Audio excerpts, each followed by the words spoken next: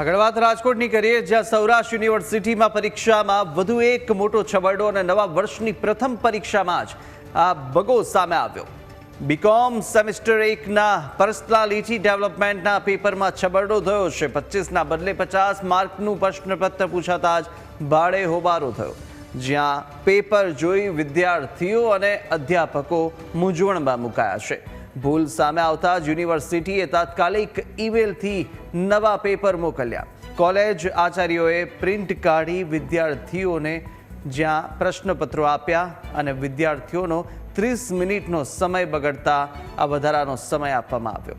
કુલ 17,470 વિદ્યાર્થીઓની પરીક્ષામાં અફરાતફરી સર્જાઈ હતી અને વારંવાર છબરડા કરવાની યુનિવર્સિટીની નીતિથી વિદ્યાર્થીઓમાં પણ ભારે રોષ જોવા મળ્યો.